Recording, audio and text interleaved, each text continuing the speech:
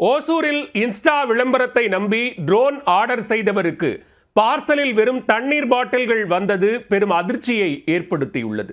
கவர்ச்சிகரமான விளம்பரங்களை நம்பி காசை பறிகொடுத்த சம்பவத்தில் நடந்தது என்ன?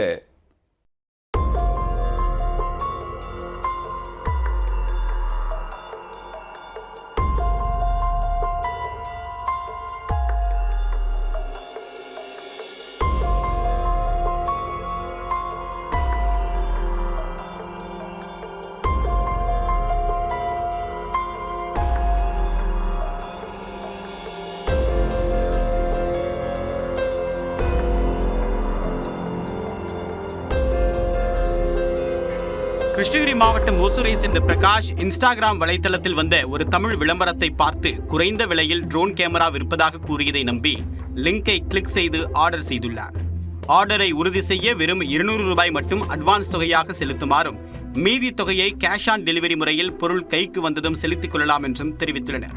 இதை துளியும் சந்தேகிக்காத பிரகாஷ் 200 ரூபாயை ஆன்லைனில் செலுத்தியுள்ளார்.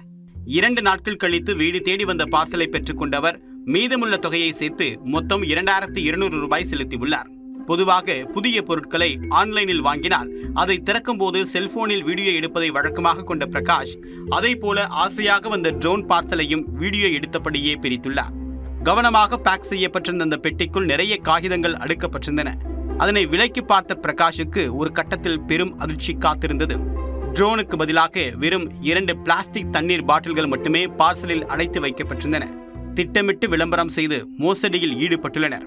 இது தொடர்பாக பாதிக்கப்பட்ட பிரகாஷ் தெரிவிக்கையில், தனக்கு ஏற்பட்ட இழப்பு 2200 மட்டுமே. இது சிறிய தொகையாக இருக்கலாம், ஆனால் தன்னை போலவே பலரும் அதிக விலை கொண்ட பொருட்களை ஆர்டர் செய்து பெரிய தொகையை இழக்க வாய்ப்பிருப்பதாக அவர் அச்சம் தெரிவித்துள்ளார்.